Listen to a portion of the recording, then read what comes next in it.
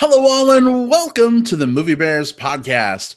I'm Brad Harris, and along with two incredibly handsome, awesome guys who I literally could not live my life without, run a show where we get together to talk about movies. We also happen to be gay dudes who happen to like gay dudes who are big and hairy and small and hairy and everything and every other flavor under the sun sometimes. We love you all. We've got a big show this week. We are going to be doing our 2019 MBP awards. These are superlatives. They are categories we have come up with because, the Oscars do the Oscars thing, whatever. We want to give out our own awards and have some fun doing it. So we've got some really interesting categories. You may be surprised by some of the things that we pick and talk about on this week's show. We also have been putting these award categories out there for several weeks now, collecting submissions from all of you out there in listener land. So we're excited to share our picks as well as perhaps some of yours for our different award categories. Before we get to our big award show, let me introduce you to those gentlemen I foreshadowed earlier. Jim Pugliafico is here on the show with us. Welcome, Jim. How are you, babe? I'm good. Thanks, babe. And welcome to the podcast, everyone. Welcome back, by the way, babe. I know you were detained by work last week and missed out on all the fun with Velvet Buzzsaw and Abducted in Plain Sight. Although I don't know how much fun that was, but it was fun talking about it. I mean, it was fun listening back. I'd never heard of either movie before. So it was like, what the fuck are they talking about? Okay, let me check this out. But thank you guys for doing a two-hander while I was away on work travel. It's funny, Jim was traveling, then Will was traveling, and then I was traveling for work. It's just been crazy, but things are starting to settle down a little bit, at least until we get to South by in a few weeks. We'll talk more about that at a later date. But thank you for the welcome back. Will Lindis is here with us too. Will, how the hell are you? Yeah, I keep waiting for this episode to not happen because of exactly what you mentioned. It's like this weird confluence of things, just like one of us had a work trip, then the other. And we've literally never had that happen. We've had a moment where Brad will go for a trip or Jim will go for a trip or I will, but never one after the other. So this actually worked out pretty magically. We did not plan for this episode to come out the same week as the Oscars. I think it's pretty amazing that our episode is happening the same week as the Oscars because now there's no excuse. You don't have to tune in on Sunday. Who cares which film wins? I'm still going to tune in on Sunday. But you can just listen to this episode. You can sit there with your ballot pick and, do a poll. Do a poll amongst your friends. Who are Brad, Jim, and Will going to pick? This is the award event of the century, and we're glad that you're here for it with us. These are really the only awards that you need to count, right? It just The cat fell off the desk. Oh no! Really? That's hilarious. I've never seen that happen before. But I mean, you're right, Will. I mean, this is kind of interesting timing that we're getting to do this the week of the Oscars. Considering this show was planned for mid-January, I think. So. But all that travel, Here's the upside. We had lots of good time for our listeners to submit their picks. As much as I love talking to you guys, and I do, I kind of love hearing from our listeners a lot as well. So we've had a lot of great submissions. We're going to be sharing those as we dive into each of these different categories. Before we do that, real quick, I want to give a big hearty hello to everyone who's joining us in the live chat right now. Looks like we've got several folks here. Jordan Riley, Sammy W. from Denver. Hey, Sammy. Good to see you folks. Definitely feel free to chime in the live chat. Put your thoughts in and, don't be afraid to speak your mind in that live chat. Although remember, it is visible for anybody watching the video. So bear that in mind when you use your internet etiquette. Bear it in mind. Adam Kime is here. Hey, Adam. Good to see you too, handsome. Welcome. Hey. All right, boys. Is it time? Are we ready to get to the 2019 MBP Awards? Oh, Da, da, da, hold on a second. Got to come up with the right fanfare. I gotta go. Work is calling me. I need to. No. Yeah, let's do this thing. It's time. I guess we'll record 3 weeks from now. No, just kidding. All right, then here we go. The 2019 MBP Awards.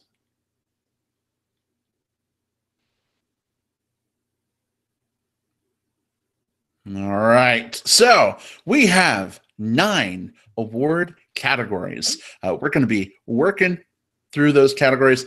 Jim, you're holding up the number 10. Were you holding up 10? Were there 10 categories? I think there are 10. Oh, did I miss one? Maybe. Try page 2. Might be on page 2. I did that. I went when we get. Oh, I bet that's what it was. I looked at the web form. Oh, I'm going to have to come up with one of these on the fly. Oh, it's the one that's not on the web form. It's just worst movie. Oh, well, that'll be easy. I'll come back to that one. That's number 10, I assume. Yeah. It's number like 6 on there. Yeah, the form only let us ask 9 questions. So we had to leave one off. That was the one we left off. Oh, okay. So that's number 6. I'm all kinds of confused. Okay. Worst movie. Got it. All right, Jim, you can edit this out, right? I can, unless we make it more entertaining, then I'll just leave it in. There is a really, really good chance that this is a post credit stinger, right, Jim? Could be. Yeah, there's a good chance. Yeah, sure. All right. I mean, no, all right. I mean, I don't know. Sometimes I like seeing how the sausage is made. You just like sausage. Well, I mean, there's some truth to that. All right. I'm gonna back it up. Here we go. I'm rewinding time. All right, so we are going to dive into our 10 award categories. And as we go through each of these different categories, Will, Jim, and myself are going to take turns giving our picks in each category. We're also going to be reading one listener pick from each category.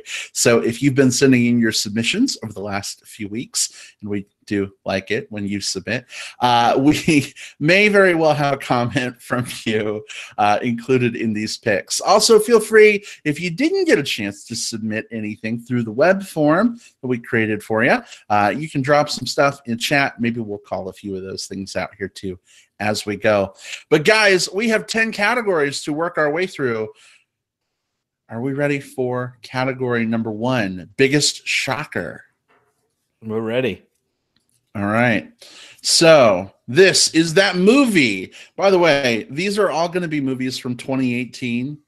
Yes, the show right now is happening in 2019, but we're reflecting back. So this is that movie in 2018 that should not have been good to you, but somehow was. So Jim, what was your biggest shocker?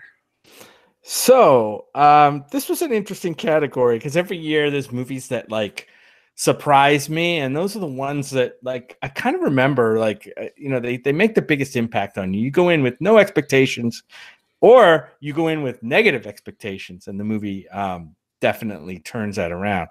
This year, that movie for me was a movie called Alpha.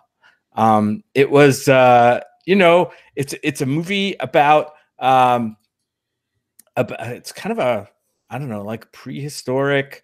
In the prehistoric past, this guy befriends a wolf or a dog or whatever it is, and they have a friendship and that, I don't know, maybe will change humanity. But man, in looking at this trailer before seeing the movie, you think, oh God, another dog movie.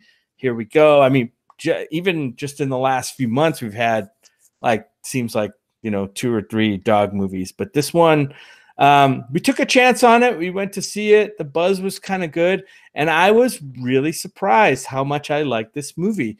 I think if it wasn't for the fact that it was subtitled, because it was filmed in caveman, I guess. But if it wasn't for having to read subtitles, I think this would have been kind of like the best family movie of the year. obviously little kids aren't going to sit through a subtitled movie. And I think that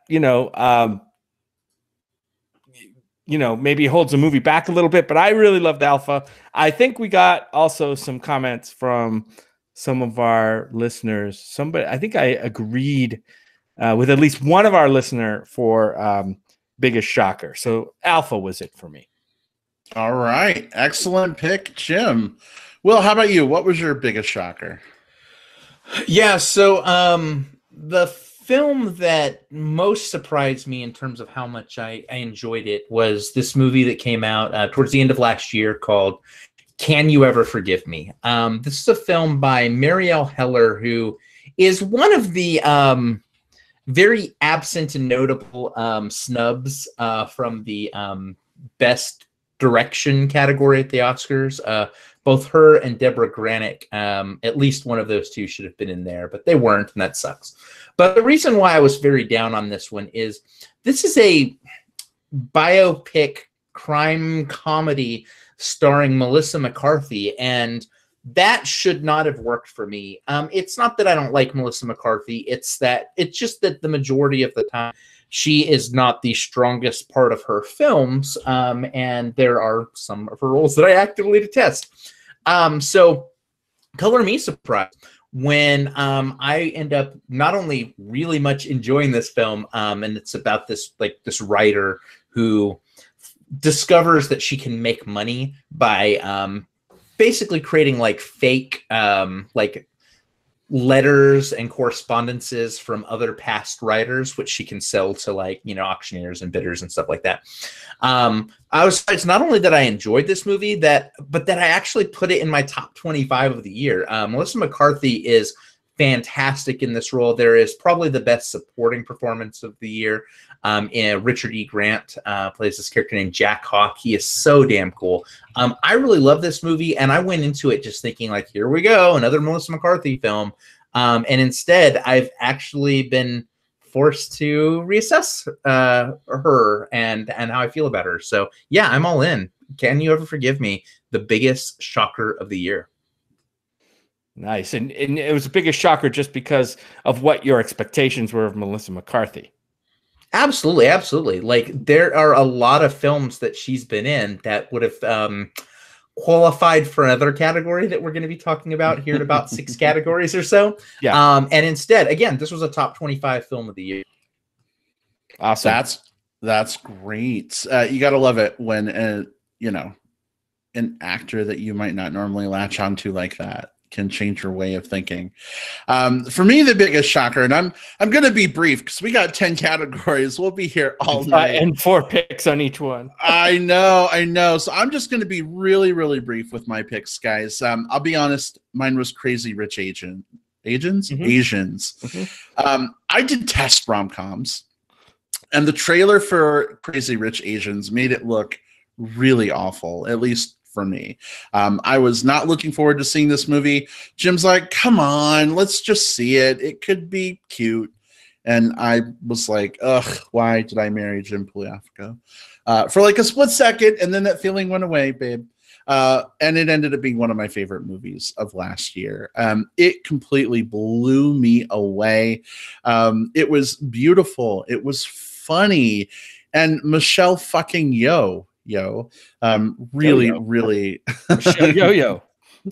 really a great surprise for me. I didn't think I'd like it, and it blew me away.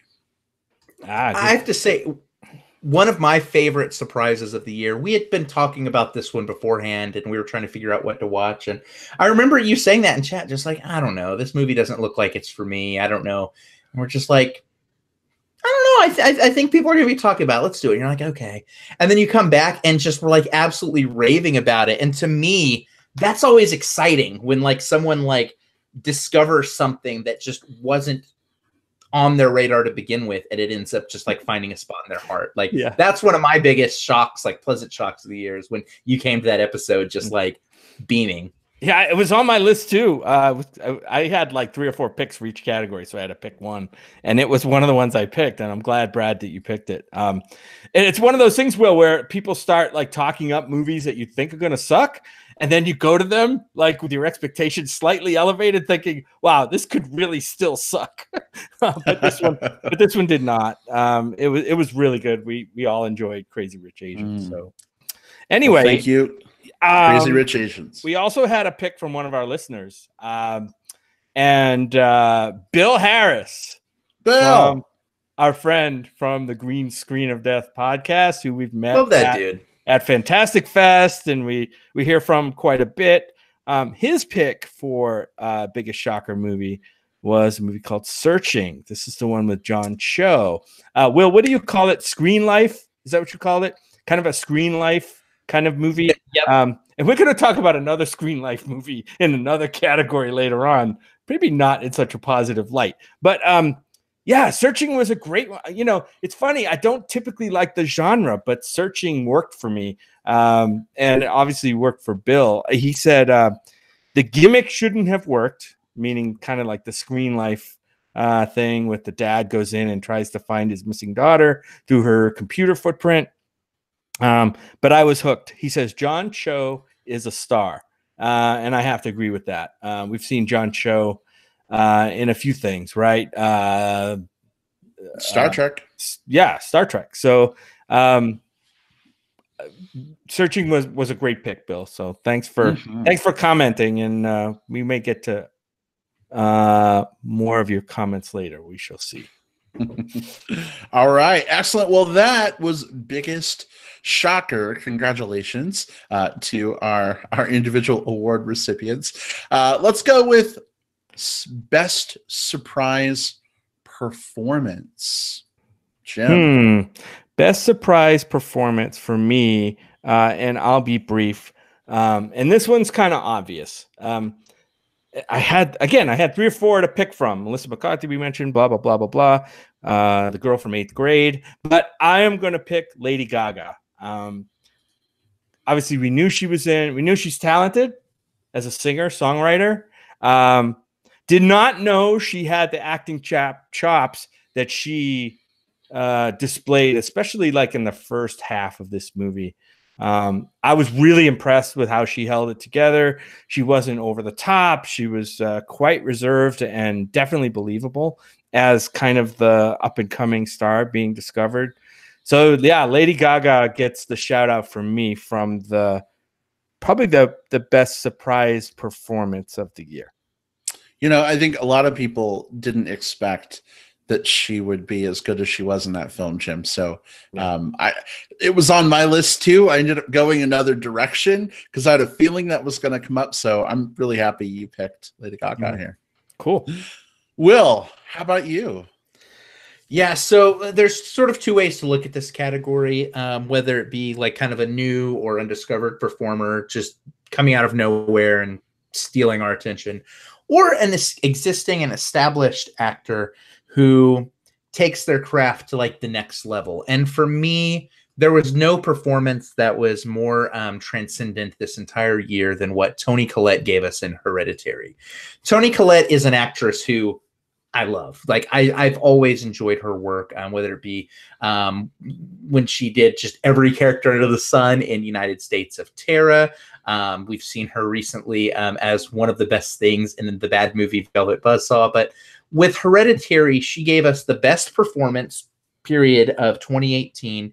And for me, she redefined what I think is possible from the horror genre. I think that it's sort of a crime that the horror genre doesn't get recognition in like major awards categories, or it's not taken seriously because it's horror. You know, horror and comedy and sci-fi tend to be kind of pushed off to the side so that dramatic films can get all of the prestige. But the fact that this performance was on so many people's lips this year, I hope helps to legitimize horror within, like, you know, serious film discussions. And again, it has to do with how good Toni Collette was in this. She blew me away. I'm on board to see everything she ever makes from now until forever because of this performance. Oh, Will, you're picking this not because it was from from out of nowhere performance, but because an actor that you already admired for her performances kind of went to a new level or something. Exactly. I think we even have it in our description. It can be the unknown actor out of the park or an established actor reaching new heights. And I kind of shifted towards that other one. I think Lady Gaga's performance is definitely in that first half of it. Mm-hmm. Probably the same with Thomasin McKenzie, who probably didn't come out of nowhere, but she still, like, for me, came out of nowhere with Leave No Trace and what she did there. But again, this year was all about Toni Collette. Definitely a good choice. For me, I guess this is an actor who kind of straddles both, being an existing actor who kind of, blew me away, but also someone who's kind of up and coming as well. Danielle McDonald as Willow Dean in Dumplin' was my pick here. Mm-hmm. And it's interesting because we saw Patty Cakes. Was that South by last year, 2 years ago? I forget when that was. South by last year. Yeah. Oh, 2 years ago? I think I don't know. It doesn't ultimately matter, I guess. Yeah. But, I saw Danielle in that film, and while I liked that movie and I thought she was, fun in it and, mad props for her mad rapping skills, I don't know. She just didn't. There were some emotional beats in that movie for her that, I don't know. They didn't catch me. It didn't grab me. So I kind of wrote her off a little bit, guys, to be honest, which is probably bad. But like one of the worst days in my life recently was being super, super sick from food poisoning in a hotel room while on vacation. And Jim, who could have been doing anything but sitting beside me on a couch while I'm gross, is like, hey, let's watch a movie. And so we pull up the Apple TV, we pull up Netflix, and there's this movie, Dumplin'. And I was like, I don't know that I want to watch this. I'm sick. Can't we put on some Star Wars or something? Old school Star Wars that I like, not new Star Wars, please. But we took a risk. We watched Dumplin', and I'll tell you what, guys, Danielle McDonald really blew me away in this film. There's just, I don't know. She does certain things with her face and her eyes that are just very emotive, without even having to talk. There's this little way she catches her breath and her nose, which probably sounds weird to explain, but just feels like a real person. And, through the plot of this film, what her character is going through, I think she just so completely sells being a big girl in a skinny world and trying to find love and acceptance. So Danielle McDonald, excellent job. And she's someone who's had a hell of a year. You mentioned Patty Cakes, which I think was actually end of last year. And of course, Dumplin' from this year. She was also one of the more featured players in Bird Box, which according to Netflix's numbers, literally everyone watched. And she's also in this short film called Skin, which is one of the Oscar-nominated short films. So for her, this last year and a half has been an absolute star-making section of time. So I'm really excited to see what she does next. Me too. Hopefully she gets some traction. I didn't see a lot of buzz around Dumplin', which I'm kind of surprised with being on Netflix, and especially in our community, which I think it was kind of aimed at a little bit. But yeah, I loved her performance in that, and I look forward to seeing what else she's going to do next. Well, we've got a listener pick from Josh. We don't have a last name or initial for Josh, so he's just Josh. But Josh says either Bradley Cooper or Lady Gaga. Here you go, Jim. Ta-da! Josh says the first 40 minutes of A Star Is Born were among the best acting I've ever seen. So validation for your pick there, babe. Yeah. I think a couple of the people who, and thanks first of all to everybody who commented in. We can't read all the listener picks, but I think a couple of people of all the people who commented also mentioned Lady Gaga as kind of the surprise performance. So that's an indicator of how good it really was. Oh God, yes. Oh yeah, for sure. All right, well, let's move on to our third category. Which 2018 movie is most likely to get a rewatch? Jim, I know this is a hard one for you because you typically don't rewatch movies, but what's your pick here? I don't, but there's one that really pops out off my list. I was only able to see it once on the big screen. I want to see it again. Missed a bit of a chance to see it in 70 millimeter in Tucson last week. It's probably the most visually arresting film of the year, arguably the best movie of the year, and that's Roma by Alfonso Cuarón.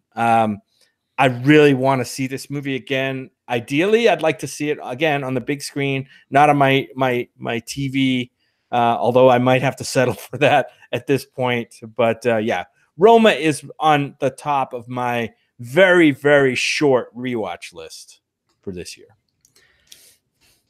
Great thing about Roma is it's good no matter what size. I've seen it on an iPad on a plane while trying not to cry in front of everyone around me. I've seen it projected, and it slaps every single time.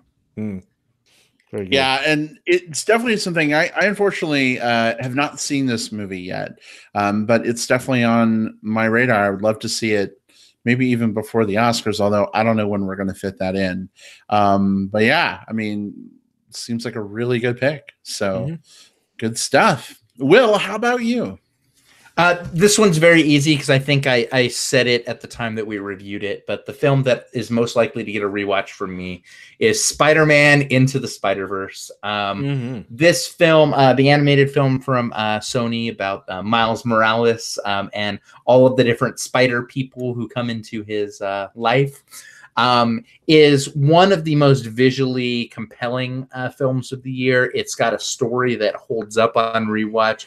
It's inventive while also very true to the comic book origins. And I think that as far as what it does for the superhero genre, I feel like it's a game changer. Like, it's really opened the doors to like what can be done with superhero films to keep them fresh when there are so damn many of them. I've only seen it twice so far, and I'm kind of like Jim. It's hard for me to find like a lot of time to rewatch because I'm kind of chasing the next thing. But this is one that I'm very much looking forward to, like, you know, seeing a third, fourth, and fifth time.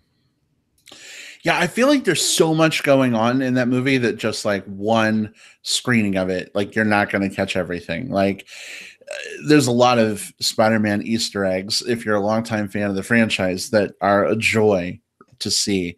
But I know for me, when we saw it in theaters, big screen is awesome, but like, you can only focus on one part of the screen at a time sometimes, so you miss stuff.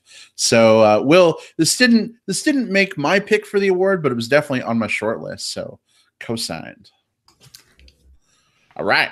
Let's see. For me, most likely to get a rewatch, this is a movie that I've actually already seen twice. In fact, we saw it twice in theaters. Jim, you and I went once, and then we went with some friends who I particularly wanted to watch Ugly cry, and it was amazing. This was A Star is Born. So all the Lady Gaga, Bradley Cooper talk. Here's where it starts to land for me. I don't know. I feel like I need to see this movie again. And I don't typically see a movie more than twice, especially like within such a short period of time. But Bradley Cooper and Lady Gaga were just amazing in this film. They have great chemistry. I'm not going to say much more about that because we've talked about it a lot. I want to focus on Sam Elliott, who in this movie both turns me on and makes me want to cry. How does that work? I don't even know. But fucked up. Fuck, dude. Like, his eyes are just like the most powerful eyes in Hollywood ever. And when that man starts to well up with tears, just like at the corner of his eyes, I'm like ugly crying, puffy-eyed bawling. Loved this movie on so many levels. So yeah, I bought it on iTunes. I've got it. I own it. I haven't rewatched it yet, but I'm going to. Good pick. Yeah, there are parts of that movie that, you know, like you said, we've seen it twice. I could definitely, that's ultimately, you know, probably an infinitely rewatchable movie at some point. It's got a great soundtrack. You could listen to those songs. So good pick. Good pick. That should be like the quote on the movie poster. Infinitely rewatchable. Jim Pliofka, Movie Bears Podcast.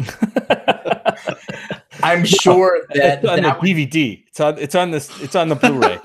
It's on the Blu-ray and on the iTunes banner that pops up. Yeah. It's like you want to rent this movie for $4.99 for 48 hours?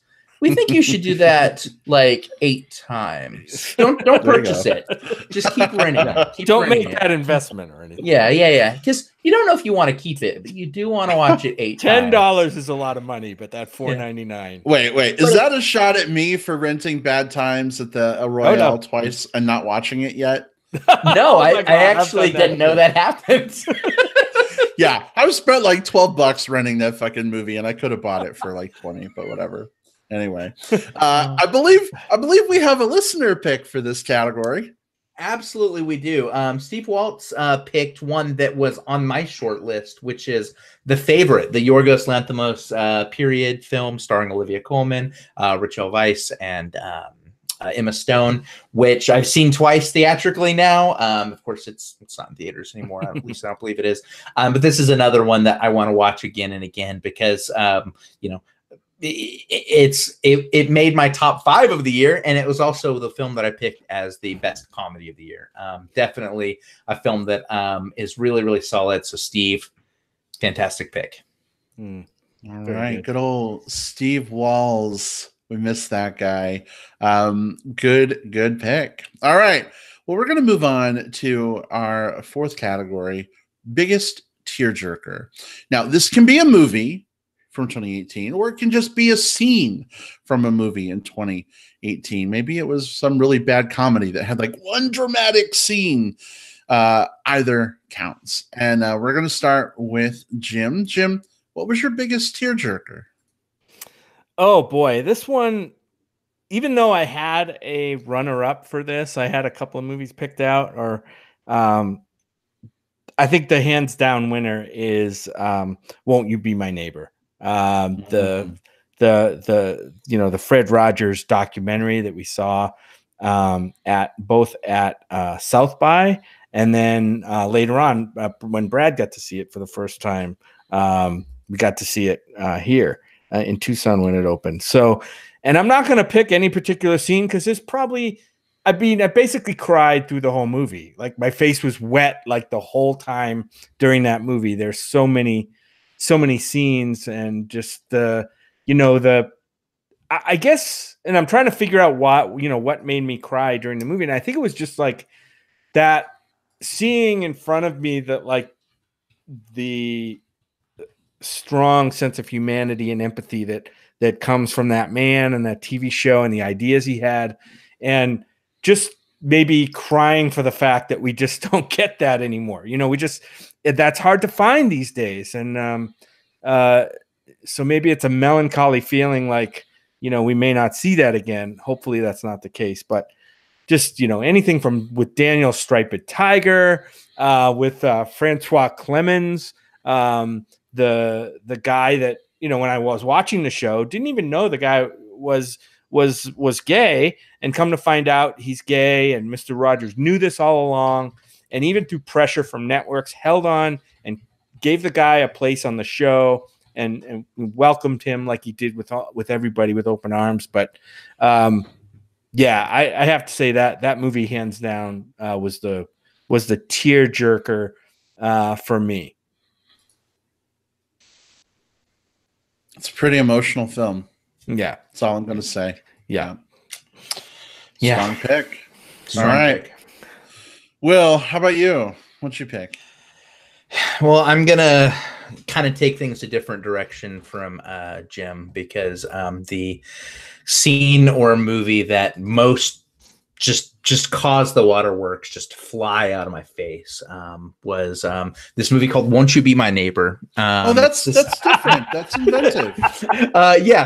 It's this movie about so I actually, when I was looking at this, we're kind of looking at either scene or movie, and for me it was a very specific scene, although yes, the entire movie got me because of just how profoundly compassionate this human being was, and how much I just long for more people like this to exist in the world.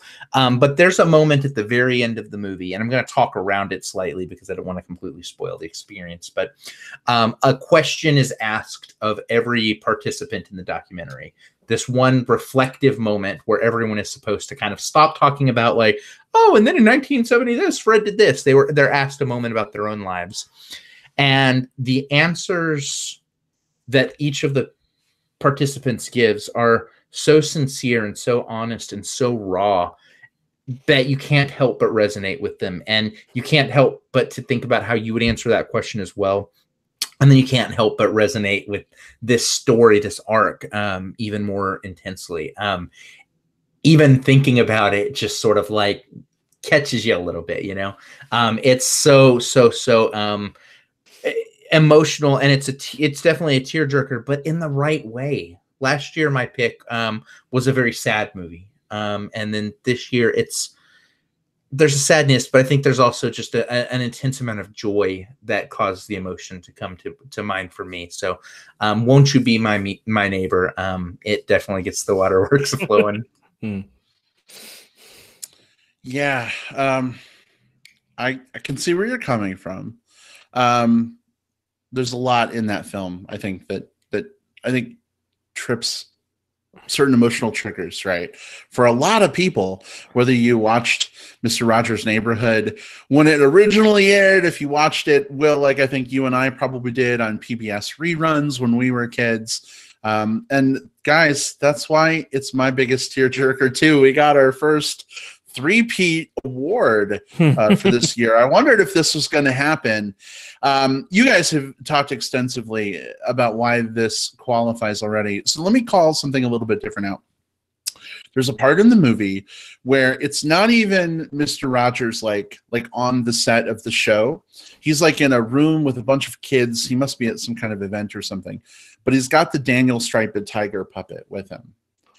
And he's talking like over the clip. It's like an interview about how like kids won't necessarily like connect with an adult, but this idea of like using this puppet and this personality will like get their trust and get them to connect.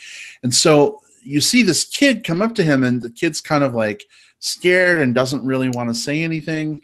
And then out comes Daniel Striped Tiger. And Daniel Striped Tiger's like, well, hello, like, how are you? And all of a sudden this kid just like lights up and like grabs the, you know, the puppet and like hugs it and starts talking to the puppet.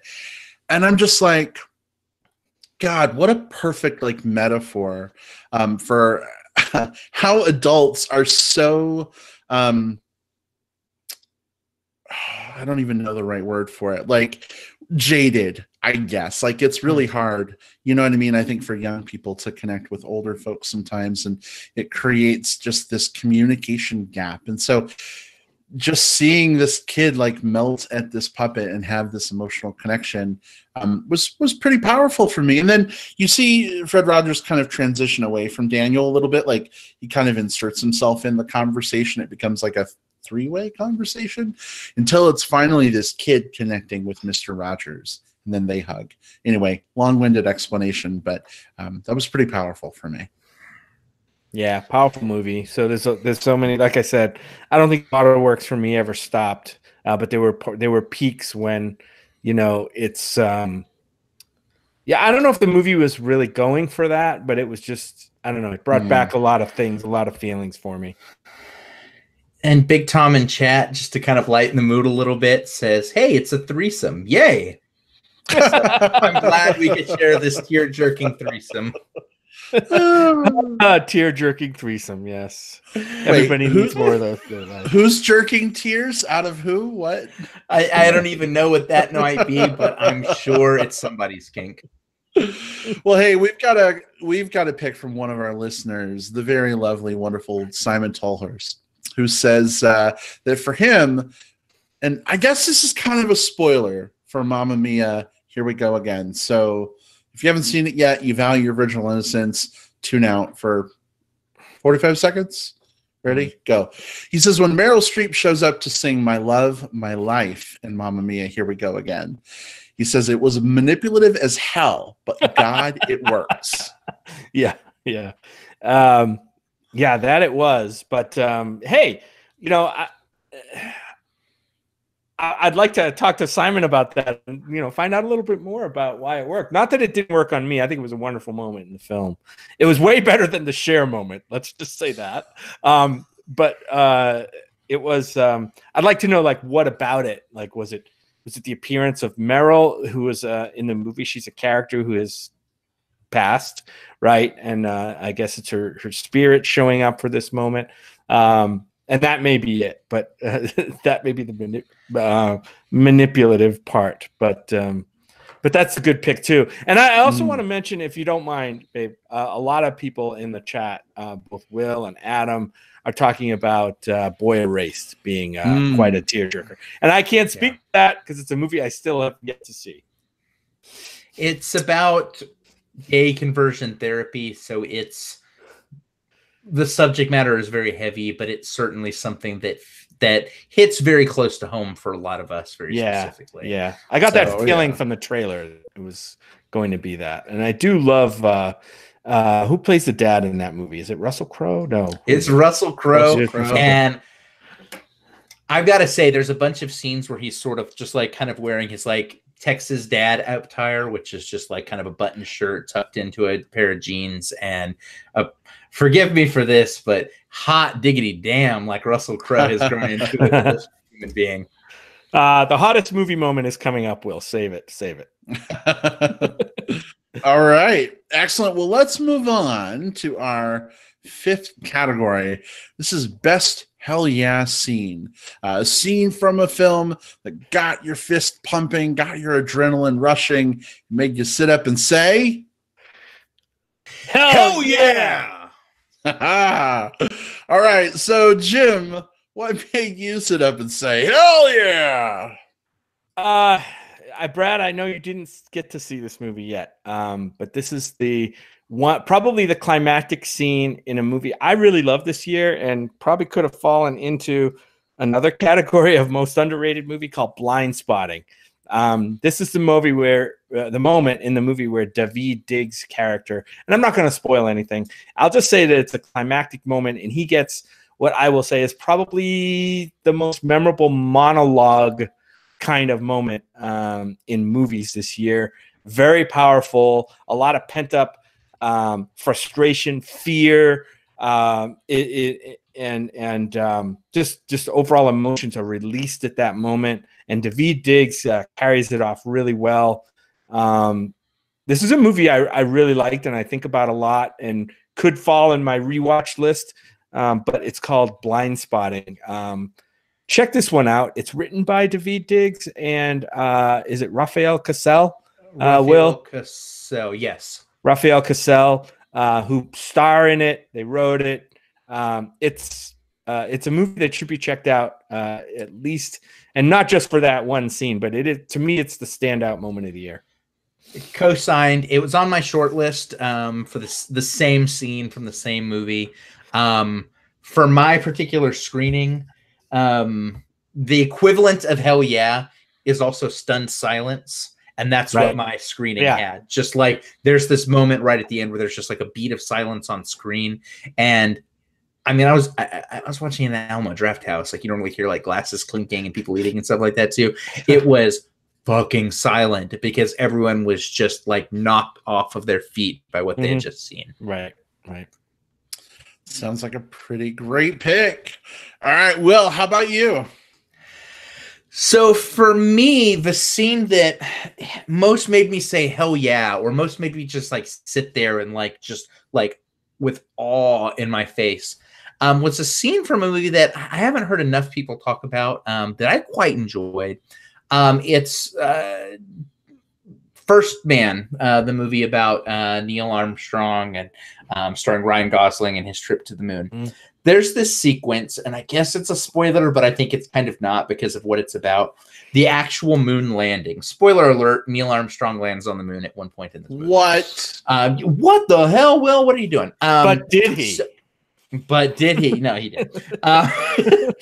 So during this sequence, first of all, the cinematography of the moment, kind of the tension that's happening, like, are we going to land okay? The shots as it kind of rolls over the surface of the moon as they're waiting for the landing is some of the most visually awe-inspiring cinematography of the year. That in and of itself would be enough to qualify it for this category, but it's backed by this score by Justin Hurwitz. Very underrated score, specifically the song that plays during the moon landing. it's inspiring, and it makes you like the feeling that I used to have as a kid when, like, you know, as kids, we all wanted to be astronauts, right? We would always kind of look up at the stars and kind of just like wonder, like, oh, that could be me. And there's like this sense of just like awe and this sense of just grandeur and majesty to the whole thing. And this song and the cinematography and everything that comes into play at that exact moment during the moon landing captures that again. And I remember what it was like to think about how damn cool it would be to go into space as a kid when I watched this on screen. So the moon landing scene of First Man, it's what movies were made for. Yeah, well, I remember being a kid when this happened. I was like 8 years old or something, and like I was in the middle of, you know, wanting to be an astronaut or a scientist or something like that when all this shit was happening. So to watch that stuff on the screen, the way it was presented, and that beautiful cinematography and the recreations were really high moment. Brad. So let me think. For me, what was my best hell yeah moment? Oh, that's really easy. My best hell yeah moment came from Bumblebee, actually. And that was the scene where we get a flashback to a battle on Cybertron, and fucking Soundwave shows up, and the cassette like chest piece opens, and fucking Ravage, the Jaguar Decepticon, like unfolds and transforms. Soundwave is my favorite Decepticon ever, and given the royally craptastic, super shitty Michael Bay movies, I was pretty sure I was never going to see Soundwave ever done justice in a Transformers movie. And there's a lot of great stuff about Bumblebee. It's not just because I got to see Soundwave, but I'll tell you, that was pretty awesome for me. Close second was seeing the Iron Giant show up in Ready Player One, but Soundwave, all the way, good to go. You got my allegiance forever. It's great because like that particular scene in that particular movie, the Battle of Cybertron on Bumblebee, like I think it's what, the 6th live action Transformers movie. It is the first moment in 6 films where I felt like I was watching Transformers, because if you think about it, first of all, it happens pretty early in that movie, and there's some like character building stuff beforehand, which is cool and all. But we have 5 movies that feel like not Transformers. We have a build up to this particular scene, and then we have, holy crap, it's the 80s. I'm a child. I'm eating my I'm eating my Saturday morning like cereal in front of the television. You know, I just got home from school and I'm like glued to the television. Like whatever it is, like this is what Transformers has needed to be. And it hooks you in. It immediately reminds you like this is what this franchise can be. And Brad, I don't know if you saw the news, but they are actually proceeding with this as the reboot launch point for the franchise. Yeah, they Hasbro was speaking at a panel at New York Toy Fair, and they made that official. I mean, I haven't seen like an official press release from Hasbro, but I mean, if they're saying it at a toy convention, I'm pretty on board with believing them. So I'm very happy about that. Very cool. Right. I think we had a listener comment for this one. Yeah. Yeah, we do. And it's from Sammy W. He says, just about any fight scene in, I think it's called The Night Comes for Us. Is that it? Which is a terrific action movie, by the way. And there were so many, like this movie was like a string of hell yeah moments in different fight scene choreography. So, we've seen movies like this, The Raid 2, where it's just like fight scene after fight scene after fight scene, and all very ingeniously choreographed and photographed, which kind of heighten the impact and give you that like, oh shit, oh yeah feeling. So Sammy, thanks for that one and the reminder about all those hell yeah moments. And it's on Netflix, so anyone can go watch this movie like right now. Well, not right now. Wait till you get home because you're listening to this in the car. You know, make sure you feed the kids, feed the dogs. You know, kiss your husband or wife or whatever. then tune into The Night Comes for Us and be ready for some bone crunching action. Or kiss your dogs and feed your husband, and then, whatever order works. But I love my dogs. Also, I'm a feeder. Anyway, all right. Well, let's move on to our number 6 category. Before we do that, though, Magic Mike Levins in the chat says the opening of Bumblebee, that Cybertron battle, was his favorite hell yeah moment too. So there we go. I'm not alone. Our 6th category is the most underrated movie. It's that movie from 2018 we just don't understand why more people aren't talking about it or seeing this film. So, Jim, what is your most underrated movie of 2018? My most underrated movie, and we've kind of mentioned this movie a couple of times, is Leave No Trace. This is the movie directed by written and directed by Deborah Granick, starring Ben Foster and Thomasin McKenzie, mainly a two-hander in this one. Great performances, really intense story about a dad who's a war veteran who is having trouble kind of coping with everyday life. They're living kind of on the edge of existence, but in a way inside their world, they're kind of living an ideal existence. So it's kind of a cool dichotomy. And it's a dad and his 13-year-old daughter. And, they're just trying to navigate the world and make their way. And it's a really compelling drama. I don't think it's getting as much attention as it deserves. Super underrated, but a fabulous movie.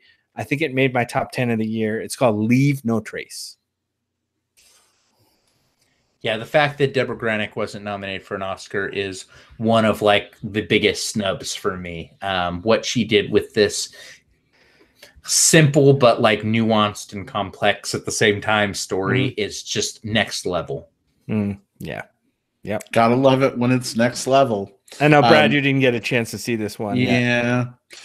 Yeah, I know. 2018 was my year of becoming a gamer again.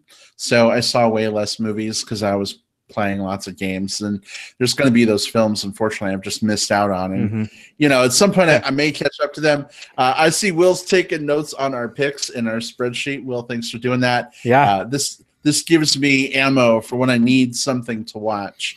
I can go find these films. So I appreciate these picks. Even if I haven't seen them, maybe I will at some point soon. I love a spreadsheet. And also, does this mean we need to do a Brad? Hey, Brad. How do you feel about just sometime, when we're just sitting on just an ample amount of time, go figure when that'll be. Just sort of a one-off-see Video Game Bears podcast. I would love that. That would be awesome. We should totally do that. Absolutely. It's happening. It's going to be a thing. Yeah. Well, just there's no limit to how many movie podcasts there can be no limit to how many video game podcasts there is. And not even as a full thing, but hey, let's get together this Wednesday and just talk about what are the best video games you've played in the last year. So maybe that's coming. We have a friend who says this phrase all the time, and we've been hanging out with him a lot, so it's creeping into my vocabulary, so I'll just say it. I am so there for that, Will. I am also there for that. All right. Let's see. Will, what is your pick? All right. So mine is a film that I think I've maybe plugged on the show, but we haven't really talked about in much detail. And it's a movie called Madeline's Madeline by filmmaker Josephine Decker. The story is about this girl, and she's dealing with some mental issues, but she finds a release in this local improv theater troupe.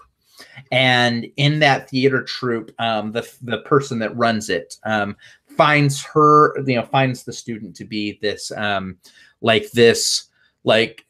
I don't know, someone that she projects onto and sort of like helps elevate to become like, you know, what she wants to be, like the next big thing.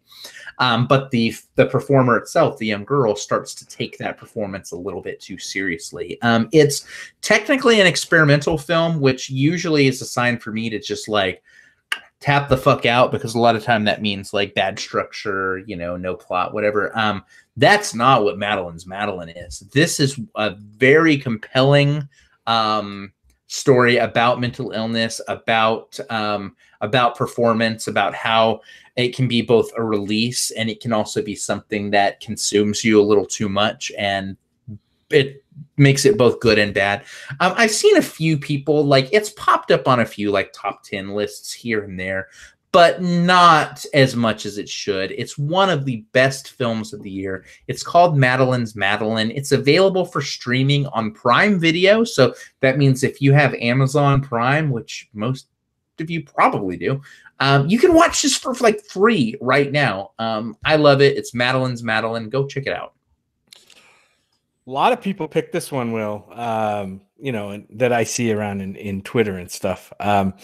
Maybe hard for a lot. I mean, this one's a bit of an abstract kind of story. And so I think that's why it's hard for some people to latch onto, but great performance by the lead.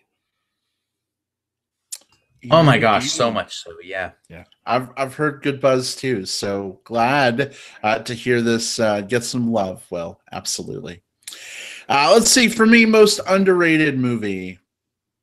I already talked about this movie, and I feel bad mentioning a movie more than once in these picks, but I guess that's also a good sign, right?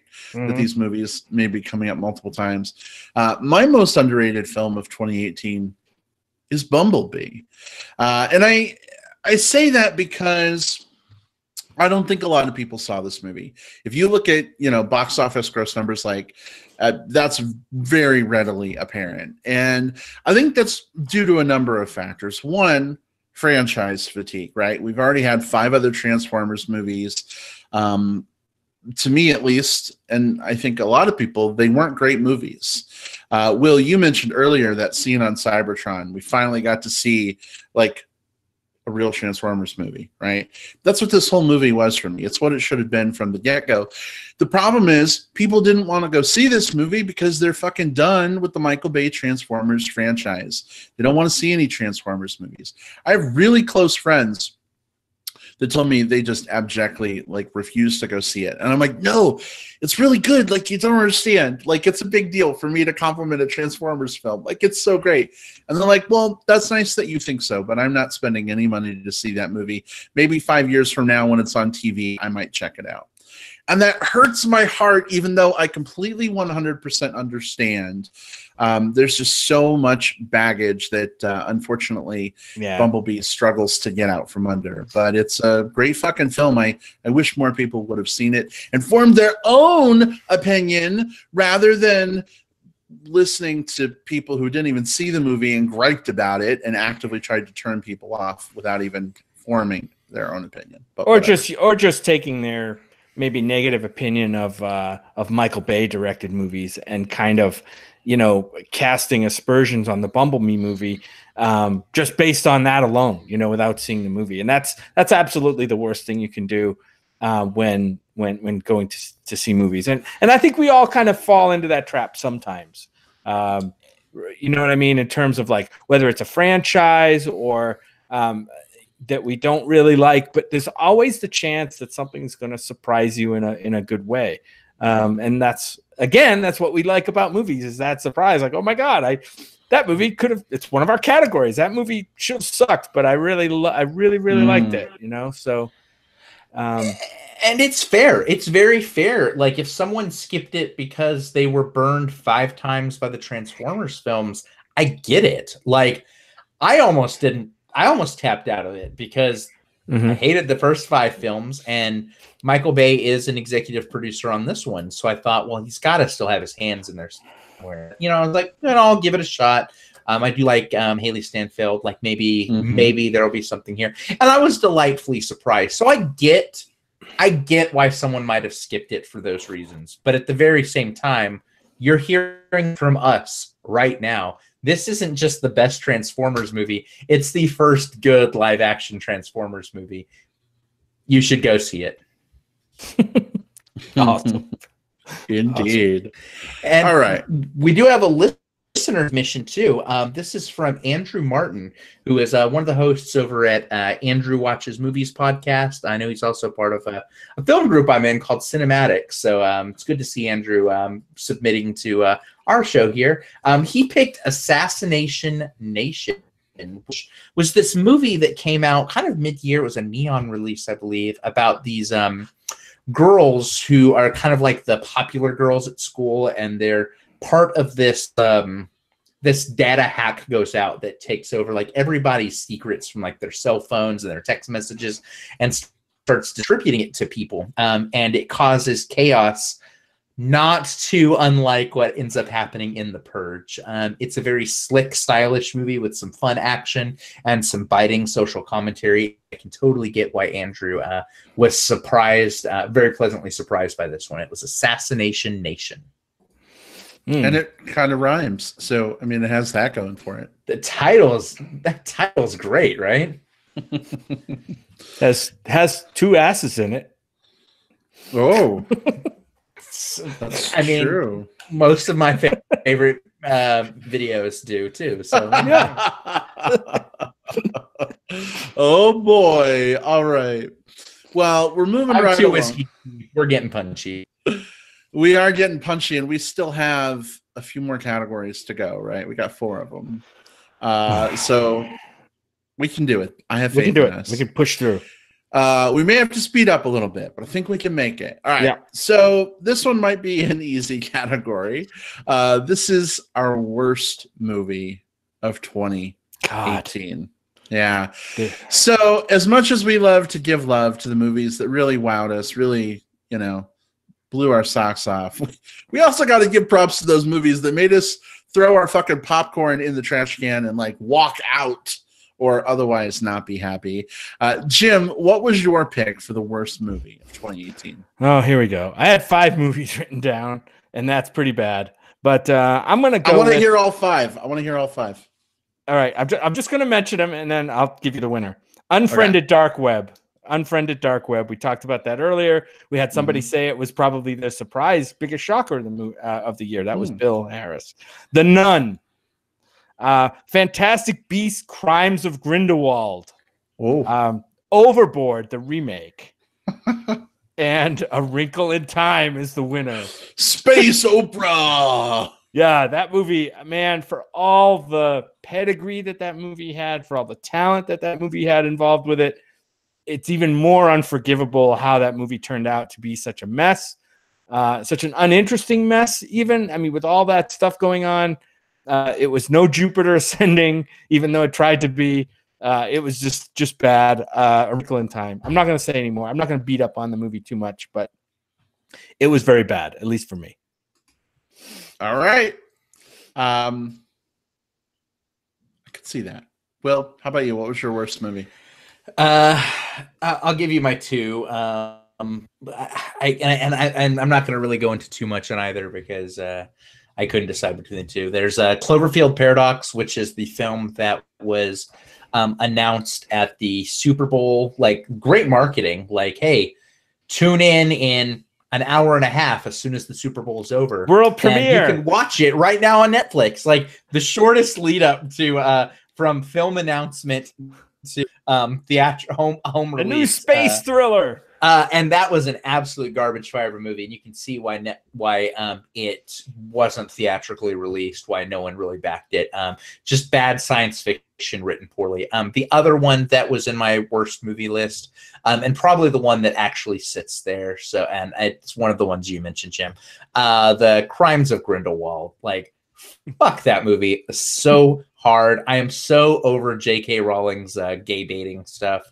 It's insulting at this point. So those are the 2 movies that infuriated me the most. We could probably have a whole episode on J.K. Rowling's gay baiting. Probably. Let's see. For me, it came down to 3 movies.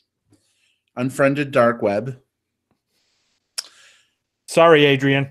Wrinkle in Time, and Fantastic Beasts: The Crimes of Grindelwald. And guess what? Crimes of Grindelwald, that's a big fuck you to you. Look, I want to be respectful of the movie making process, so I don't want to be like too super negative, but like, I don't know, man. It's getting so hard to be on board with these movies, and not that the next film should play into, I guess, how we regard this one, but like, it lost its release date. Production has now slipped. Like, I don't even know what's going to happen with this third movie. That's not usually a good sign. I was really excited for the first Fantastic Beasts movie, and it did some cool things. Coming into the second one, I'm like, oh my God, we're getting Dumbledore. Oh my God, we're getting Grindelwald. Oh my gosh, we're finally going to see this story play out on screen. No, we're not. Nope. This was the most like boring thing that I saw, and that's so sad because it takes place in the Harry Potter world, this inherently like super magical world where all this cool stuff is happening, and like, I'm more interested in the people who can't do magic, like the guy like getting his coffee in the background, than I am Eddie Redmayne with his Fantastic Beasts. So unfortunately, this was a big stinker for me. Well, there you go. 2 votes for that one. And nowhere to go but up for it too. Yeah. We've got a listener pick for this one from Simon Tolhurst, who says the 1517 to Paris. Dear God, does it suck? I didn't see that. Did either of you? No. I had heard that this one was awful. It already wasn't in my wheelhouse. So the fact that I guess it was confirmation bias. I skipped this one so hard. Can't comment. All right. Well, then let's move on to our 8th category, best soundtrack or score. Guys, these are the soundtracks that blew you away, or scores, in 2018. Jim, well, great choices. Yeah, the obvious pick here for soundtrack is A Star Is Born, but I'm going to leave that. Maybe that'll be picked up by somebody else. I'm going to say Bad Times at the El Royale for soundtrack. There were some great like Motown retro songs and grooves dropped into that soundtrack.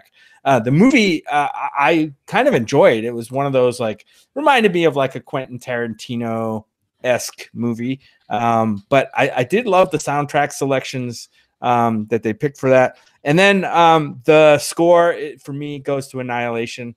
I just love that moody, that dark, moody, like otherworldly score that really set the mood of that movie, especially toward the end.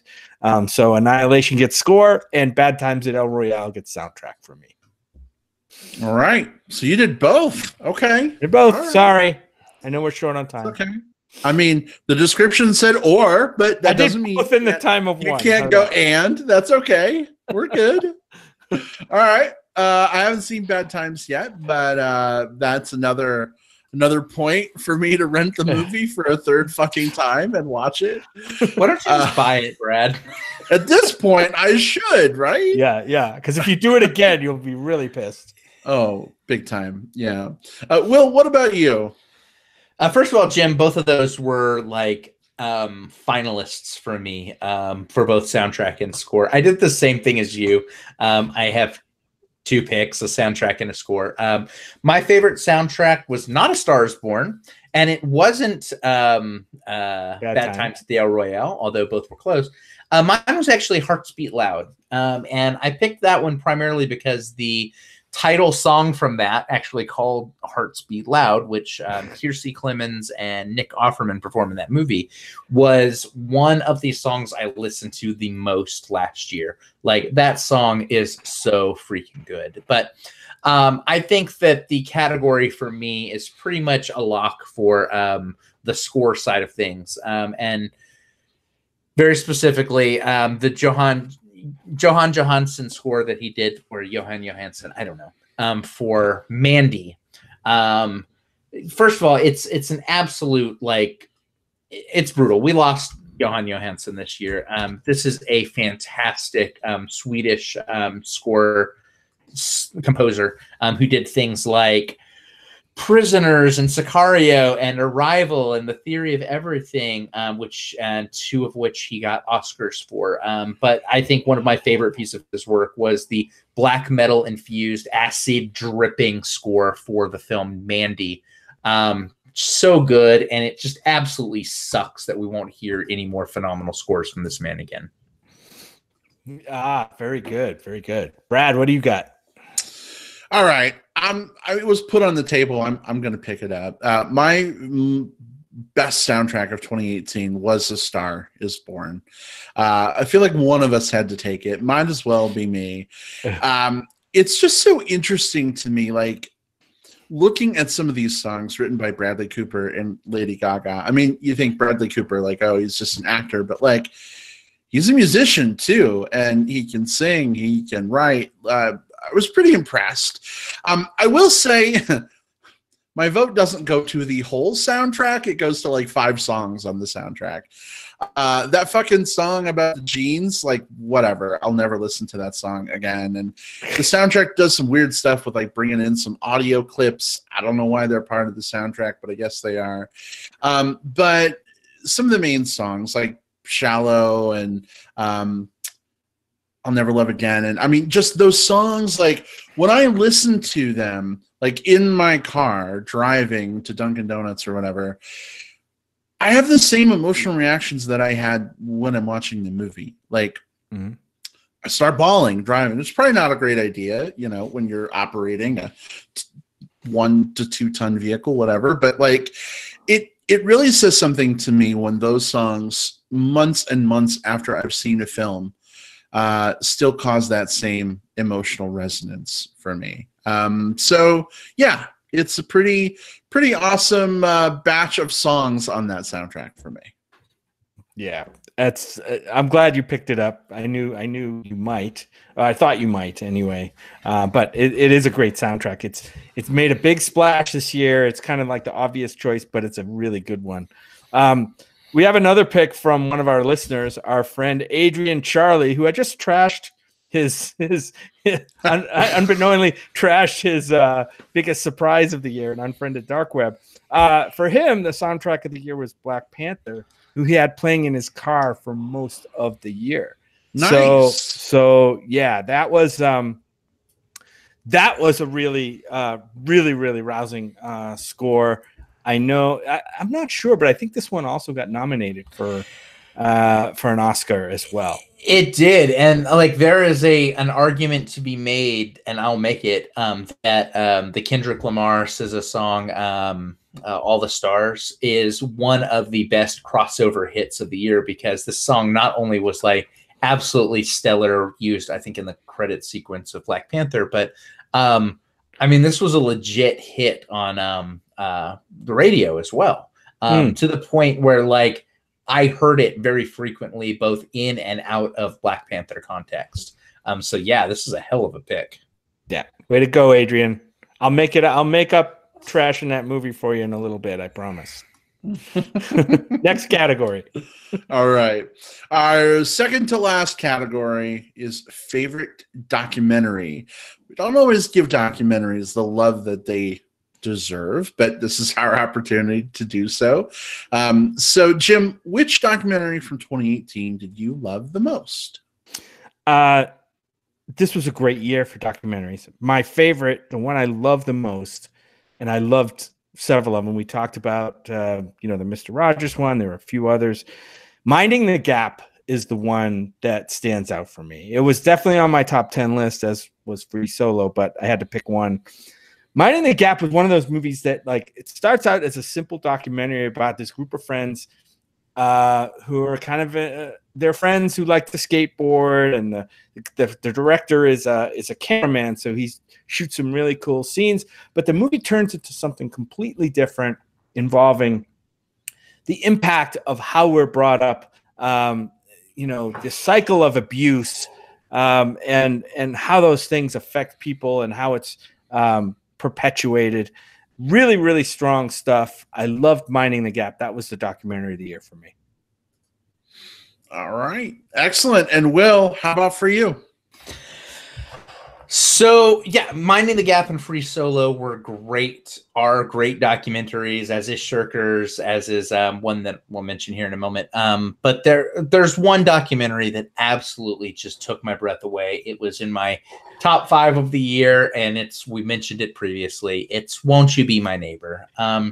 This documentary evokes everything that it seeks to evoke so flawlessly.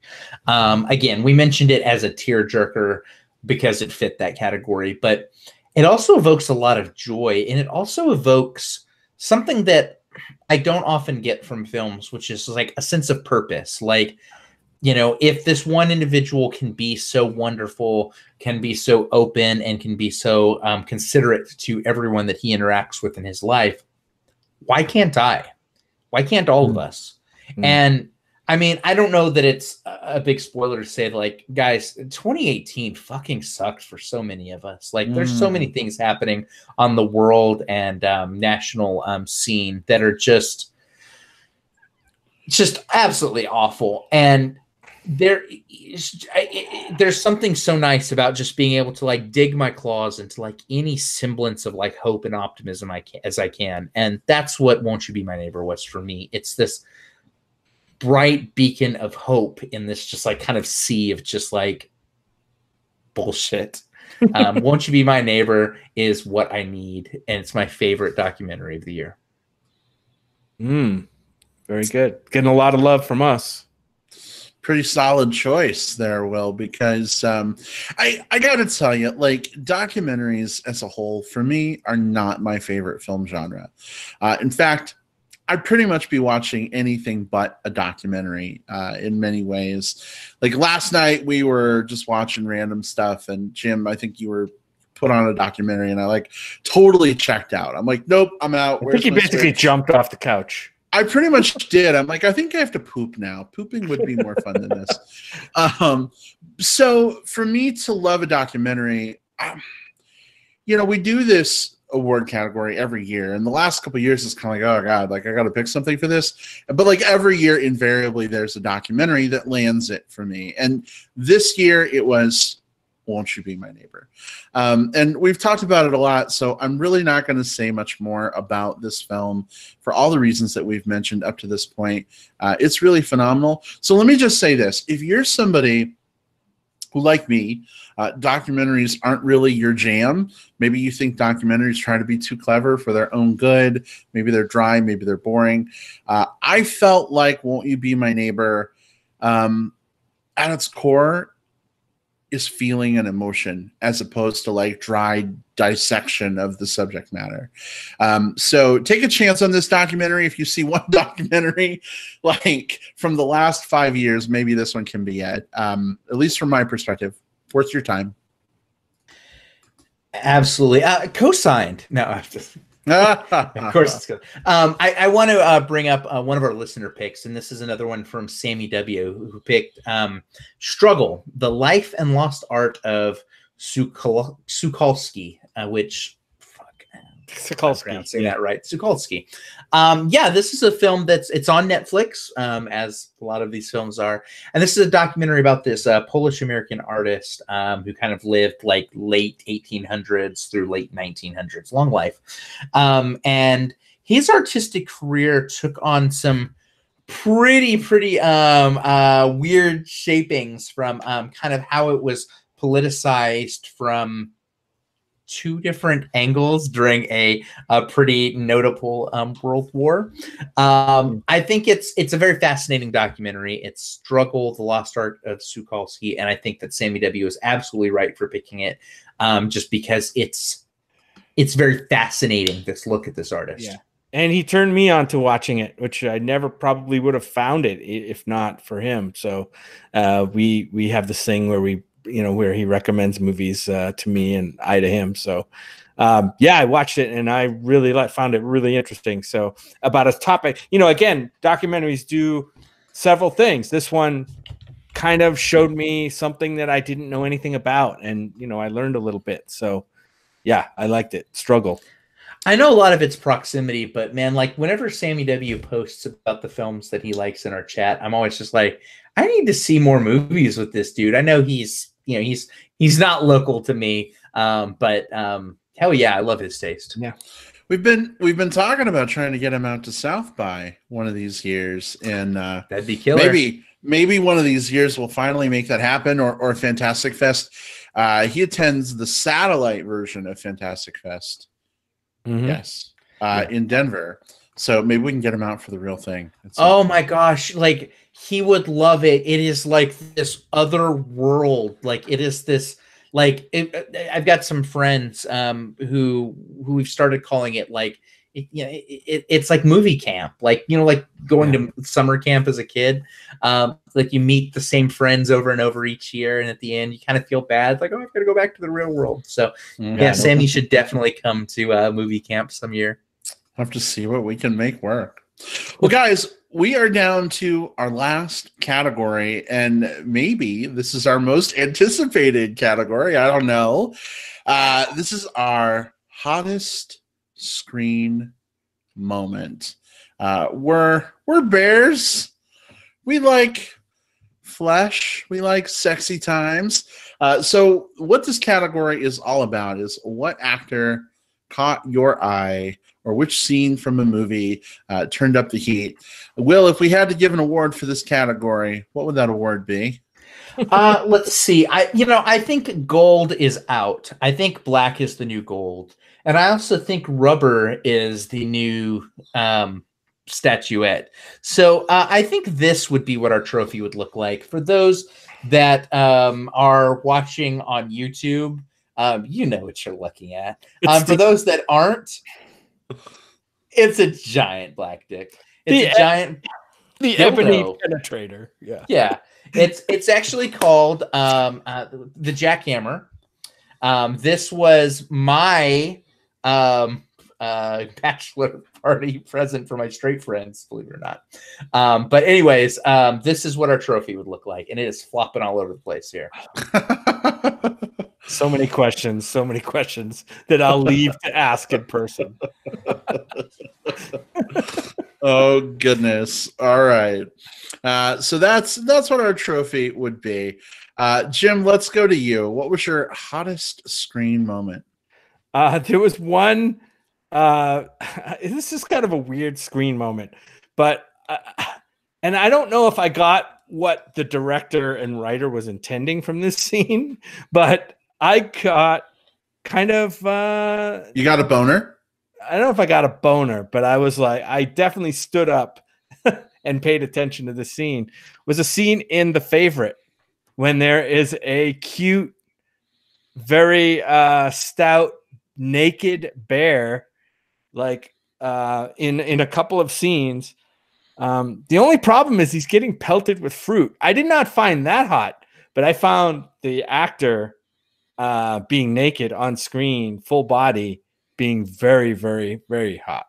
So yeah, that one scene from we'll just call it the fruit pelting, the bear pelted by fruit scene in The Favorite was probably the hottest scene that stands out to me. I didn't recall a lot of like really hot scenes, at least for my tastes. And I know a lot of our listeners had some, but what did you guys have?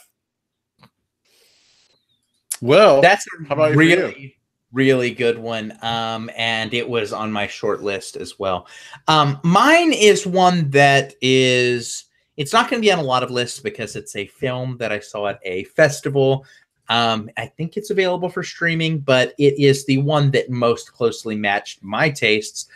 And it's this movie called Brother's Nest, which is a genre film from this last year. There is this set of brothers out of Australia, the Jacobson brothers, specifically Shane and Clayton. And they are just two big, burly, like, think kind of like Nick Frost-ish shaped guys. Mm-hmm. Well, this is a movie about the two of them. One of them's actually the director too, but they both play the leads, and they have this inheritance, and they decide to commit a murder as part of it, and it's the tension that comes around. But the entire time I'm watching this movie, I'm distracted from the plot by just these two remarkably attractive bearish men on my screen. And, you know, I tend to be kind of like, it's often hard for me to kind of talk about like the type of dudes that really like get my engine rev for all sorts of different reasons. Even though this is a bear podcast, but, fuck if the Jacobson brothers don't do it. So, there's not like a lot of skin in it. It's not like, you know, like, there's like sex or penetration. Frustrating. Yeah. But you kind of want there to be, right? Even though they're brothers. No, but they're just two very attractive men in a movie, and that's what did it for me. Yeah. And what was this called again? The movie is called Brother's Nest. Yeah, I think it was a Fantastic Fest movie, or was it a South by movie? I forget. That one was, God, they all blur together at a certain point. That was Fantastic Fest. No, that one was Fantastic Fest because I actually watched that with Simon, who is from Australia, and he actually said, just so you know, like Shane puts out like 5 or 6 movies a year, so this is like every few months at the theaters for me, and I was so mad that I didn't live in Australia in that exact moment. Oh boy! Well, I just took a quick peek at some caps from the movie, and I can see Will why you maybe like that so much. Definitely. Let's see. Tony Gonzalez in the chat says, "Hi, gorgeous Brad." Tony, thank you for the compliment. I'm blushing a little bit, or it could just be the color saturation of my camera. You'll never know, but thank you for the compliment regardless. I appreciate that. Let's see. My hottest on-screen moment had to be head for head from Barefoot. I mean, the naked bear fruit pelting scene from The Favorite. Jim, I'm right there with you. We saw this together.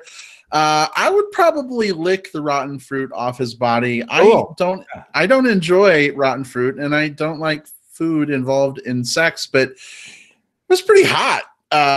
And so, you know, who knows what I would do in that moment if I were there and like, you know, there was an opportunity. I'd have to clean him up somehow first, but Jim, definitely pretty solid pick. It was a weird scene because the guy's obviously being used as an object of ridicule, yet he's laughing along with everybody else as though he's kind of enjoying it. So it was a very strange, very confusing scene, but not to my libido. In the BDSM kink scene, there's some people that are the degrader and some that are the degradee, and both derive pleasure from this relationship. Fruit pelt guy was the degradee. I see. Okay. Call me the degrader then. He wasn't getting hard from it. He wasn't getting hard from it though. But you don't always have to, I guess. You don't always have to. There's lots of ways to experience joy and pleasure. That's right. And we are not kink shaming at all on this podcast. No. If you are into rotten fruit pelting, if that's your kink, I mean, hell, like literally 2 of us picked it as their hottest scene of the year. So like we're in favor. And that was, I mean, to full disclosure, until I really sat down and kind of like remembered the Brothers Nest scene, this was probably going to be my pick coming into the episode as well. You could even say it was the favorite heading into the show.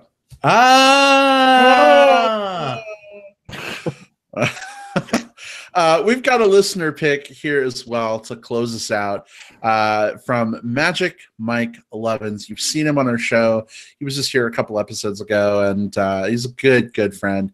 He says, every one of Chris Hemsworth's scenes in Bad Times at the El Royale. So another fucking reason I need to just buy this movie, apparently, and see this. So, Mike, thanks for calling that out.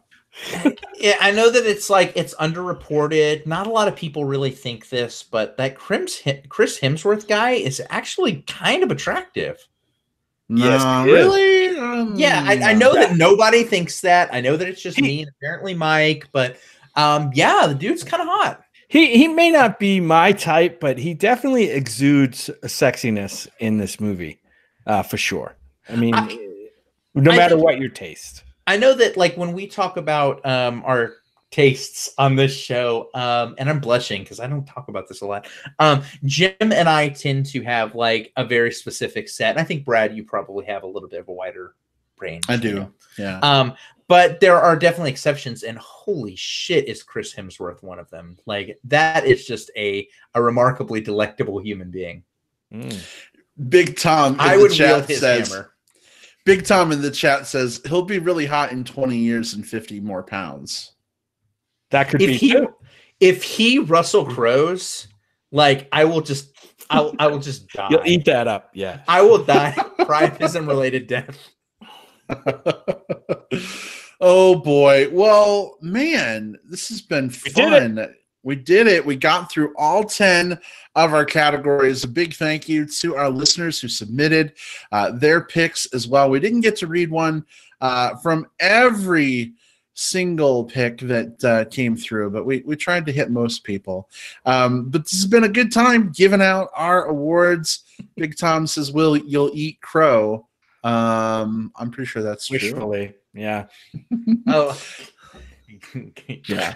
Yeah. In a heartbeat. Yeah. In a heartbeat. Let's call a spade a spade. Yeah.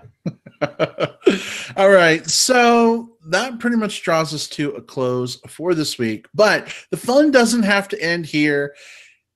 If folks want to connect with you to talk about movies between now and next week, when we'll be coming at you again, Jim, where can people find you online? Find me at my Twitter account, which is at JJPOUTWEST, JJP Out West, where I tweet mostly about movies. You can also find me on Facebook at Jim Pugliafico. That's my real name, so you can find me there. All right. Excellent. Will, how about you? All right. You can find me on Facebook. I'm William Lindis. You can find me on Twitter. I'm at Whatever Cove. I'm also on Letterboxd, the site I use to log every movie that I watch. And you can just look for me for William Lindis. Also, you can catch me outside. How about that? Nice. And you can find me, Brad Harris, on Twitter. I've got my Twitter handle on screen, but for those who are listening audio only, it's at iBradPro. You can also look me up on Facebook.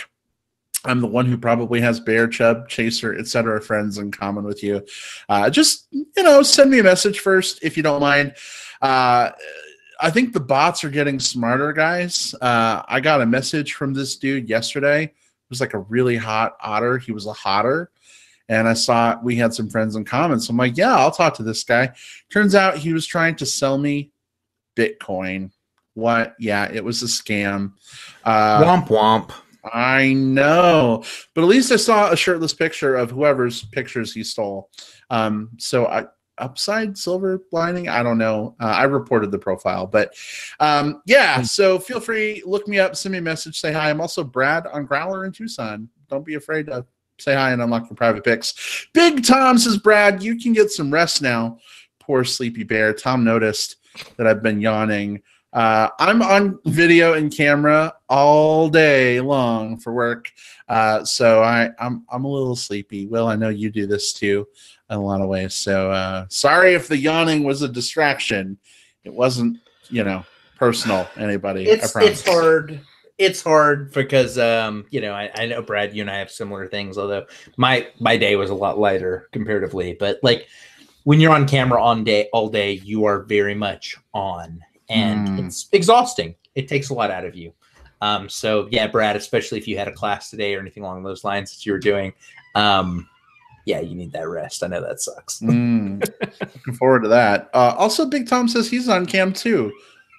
Just, put that out there. Big Tom. Okay. I know what I'm doing after the show. We need a link there, Big Tom. Let us know. All right, everyone. Well, listen, we're going to figure out what the fuck we're doing next week, and then we'll let you know on Facebook. Oh, I bet I know what it is. How to Train Your Dragon comes out next week. Wait, what? We're going to review that movie? Of course we're going to review that movie. The question is, will it be just that movie?